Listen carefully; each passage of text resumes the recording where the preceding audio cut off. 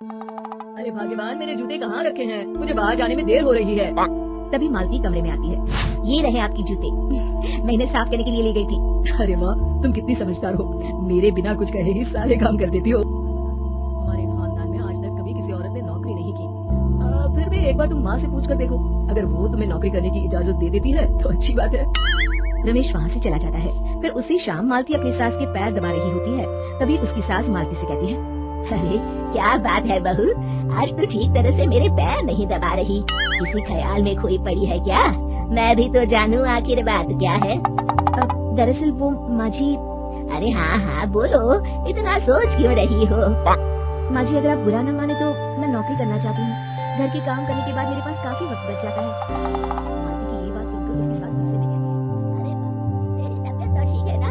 आज ये कैसी बहकी बहकी बातें कर रही है? भला हमारे खानदान में आज तक कभी किसी औरत ने नौकरी की है जो तू नौकरी करने की बात कर रही है? अरे बहू, तू क्या रिश्तेदारी में हमारी नाक कटाना चाहती है? जितना जल्दी हो सके अपने दिमाग से नौकरी का भूत उतार दे, और अब जा जल्दी से रसोई में जा, खाना बनाने का वक्त हो रहा है। मालती मन मार कर खाना पकाने के लिए रसोई घर में चली जाती है। अगले दिन। नमस्ते माँ जी, कैसी हैं आप? अरे आओ आओ दिवाकर बेटा, बैठो, मैं तुम्हारे लिए चाय मंगाती हूँ। बहू, जरा एक कप चाय तो ले दिया ना। फिर दिवाकर एक फाइल खोलकर मालती के सामने रख देता है। ये देखिए माँ जी, ये है पिछले महीने का हिसाब और ये रहे मुनाफे के रुपए। एक बार हिसाब देख लीजिए और इन कागजों पर अपने दस्तखत कर दीजिए। अरे दिवाकर बेटा, मैंने भला आज तक कभी तेरा हिसाब देखा है जो अब देखूंगी? ला बता, कहाँ दस्तखत करूँ? तभी मालती चाय लेकर वहाँ जाती है और अपनी सास को बिना कागजातों को पढ़े इस तरह लापरवाही से दस्तखत करते हुए देखकर हैरान रह जाती है। अच्छा माँ जी, अब मैं चलता हूँ, फैक्ट्री में बहुत काम है। फिर दिवाकर वहाँ से चला जाता है। कुछ दिनों बाद मालती बाजार में कुछ सामान खरीद रही होती है। तभी एक बूढ़ा आदमी उसे आवाज देता है, अरे मालती बेटी, कैसी हो?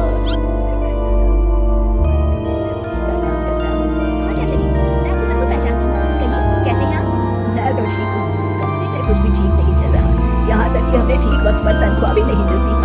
ये आप क्या कह रहे हैं? अब क्या बताऊँ, आप लोग तो कभी हिसाब किताब देखने दफ्तर आते नहीं। मेरी मानो तो एक बार आप लोग दफ्तर आकर सारा हिसाब किताब देख लो, आपको असलियत पता चल जाएगी। अच्छा बेटी, अब मैं चलता हूँ, देर हो रही है। फिर वो बूढ़ा वहाँ से चला जाता है। वहीं दूसरी तरफ मालती घर पहुँचकर अपनी सास को सारी बात बताती है।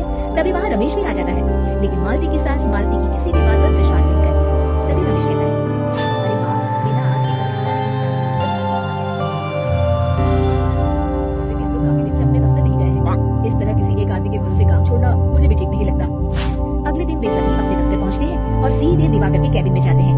अचानक सबको एक साथ देखकर दिवाकर चौंक जाता है। अरे माँ जी, आप सब लोग अचानक यहाँ कैसे आ गए? अगर कुछ काम था तो मुझे एक फोन कर दिया होता, मैं आपके घर आ जाता। तभी मालती की सास कहती है, अरे दिवाकर बेटा, आज मैं हिसाब देखने दफ्तर आई हूँ, जरा मुझे पिछले 6 महीनों का हिसाब दिखाना तो बेटा।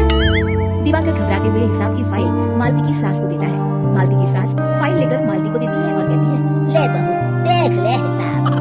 मालती फाइल को बड़ी गौर से देखती है और अगले ही पल उसे सारी कर देती है। वो अपनी सास से कहती है, माँ जी, मुनीम चाचा बिल्कुल सही कह रहे थे, हमारी कंपनी में पिछले 6 महीनों में जितना मुनाफा हुआ है, हमें उसका आधा पैसा भी नहीं मिला। क्यों समझ लीजिए कि 1 रुपये में सिर्फ चवन्नी ही हमारे हाथों में आई है। मालती की बातें सुनकर मालती की सास गुस्से से दिवाकर को पूछती है, क्यों दिवाकर, मेरी बहू जो कह रही है वो सच है? दिवाकर समझ जाता है आज उसका भांडा फूट चुका है। वो गिड़गिड़ाते हुए कहता है, मुझे माफ कर दीजिए माँ जी, मैं पैसों के लालच में अंधा हो गया था। अरे वाह दिवाकर, तू मेरे एक नंबर का चोर निकला। इतने दिनों से मैं तुझ पर आंख बंद करके भरोसा करती रही और तू